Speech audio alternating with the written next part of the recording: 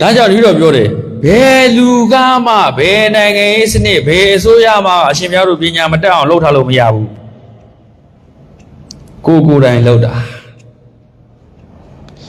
နိုင်ငံရေးဒီနိုင်ငံတဲ့အခြေခံအဖြစ်တော့ဟုတ်မယ်နော်တကယ်တမ်းပညာတတ်ချင်းမတတ်ချင်းတော့ကိုယ်နဲ့အများကြီးဆိုင်တယ်ပညာရေးစနစ်ကောင်းတာမကောင်းတာအရေးကြီးတယ်ဒီလိုနိုင်ငံခြားမှာလည်းပညာသင်နေခဲ့ဘူးလေအရေးကြီးတယ်ပညာရေးစနစ်ကောင်းရင်မကောင်းရင်ဒါပေမဲ့လေဒီဆရာတော်ဘုရားကြီးတို့ပိဋကပညာရေးမလေးဆရာတော်ကြီးရဲ့ပိဋကပညာရေးလောက်တည်းမကဘူးနော်မလေးဆရာတော်ဘုရားကြီးရဲ့အတတ်ပညာတွေအများကြီးပဲမက္ခရာလောဘဆိုရမယ်ဥဒ္ဒန်တို့ဗိုလ်ချုပ်ဟန်ဆန်တို့ဒီအင်္ဂလိပ်လက်အောက်ကပညာရေးမှာပဲဖွံ့ဖြိုးတိုးတက်အောင်လုပ်သွားတာဒါကြောင့်ဒီဗီဒီယိုတို့က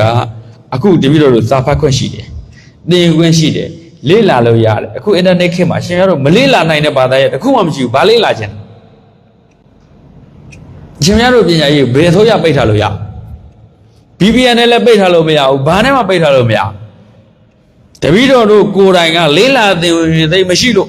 လေးလာသင်ရောအကောင်းမှမသိလို့ဘယ်လိုစနစ်တင်နဲ့လေးလာအကောင်းမှမသိလို့ဒါရှင်များတို့မတတ်ပဲရှိပြီလားဘုန်းကြီးပဲဖြစ်စေလူပဲဖြစ်စေမသိဘူးနိုင်တဲ့ပညာရဆိုတာမရှိဘူး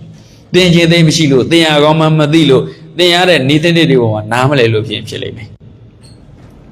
နော်မှန်တယ်အခြေခံအဖြစ်ပြောရင်တိုင်းကလုံးခြုံငုံခြင်းအခြေခံအဖြစ်နိုင်ငံရေးစနစ်ကောင်းရဲ့ပညာရေးစနစ်ကောင်းတယ်ဆိုရင်တိုင်းပြည်တစ်ခုလုံးဖွံ့ဖြိုးတိုးတက်တာမှန်တယ်သို့တော့တိတ်ဦးချင်းတယောက်ချင်းတွေဖွံ့ဖြိုးတိုးတက်ဖို့အတွက်ကတော့တနိုင်ငံလုံးပြောလို့ကတစ်ခါတည်းချုံချလို့မရဘူးတပည့်တော်တို့တပါးချင်းတွေတူးချင်းတွေကိုယ်တိုင်က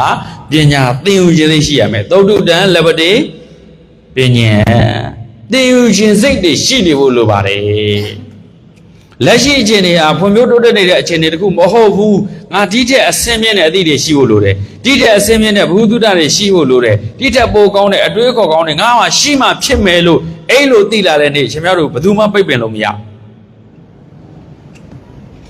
ဟုတ်လားတခါတည်းပိတ်ပင်မှုတွေများနေတဲ့ကြားဖွံ့ဖြိုးတိုးတက်တာပိုးပြီးတော့မာတယ်သေအောင်မတတ်နိုင်ရင်ပိုးပြီးတန်မာတယ်ဆိုတာမျိုးလို့ပေါ့ဟုတ်လားနော်ဒါကြောင့်ဒီလိုကြိုးစားဖို့လိုပါတယ်ကြိုးစားဖို့လိုပါတယ်ဒီလိုနိုင်ငံမှာအခြေခံကောင်းတွေအများကြီးရှိပါပညာရေးနဲ့ပတ်သက်လို့ဆရာတော်ဘုရားကြီးများလူပညာရှိရဟန်းပညာရှိများခေတ်ဆက်သက်ကြိုးစားအားထုတ်ခဲ့လို့ပညာရေးတွေနဲ့ပတ်သက်ပြီးအများကြီးဘုသူရတွေရှိနေပါတယ်ဗကံခိကစာအုပ်ဘသူတွေသင်ခဲ့တယ်ဘုန်းကြီးတွေပဲသင်ခဲ့တယ်ဗကံခိကအစာအုပ်တွေလို့ရှင်မြတ်ဘုရားတဆူလောက်ခုခေတ်လူတွေတဲကြည့်သမှာအစာအုပ်တစ်ခုလောက်စောင့်ကြည့်သမှာဇဂိုင်းခေတ်ကဒီလိုတာလမင်းကြီးတီးတဲ့ကောင်းမှုတော်ဖရာကြီးလိုဟာမျိုးအခုခေတ်ကရိကြီးတွေနဲ့တီးကြည့်သမှာခုခေတ်အင်ဂျင်နီယာပညာရေးနဲ့တီးကြည့်သမှာနှစ်တရာမပြောနဲ့ရှင်များတယ်နှစ်30ခိုင်ဒီလိုပြောလို့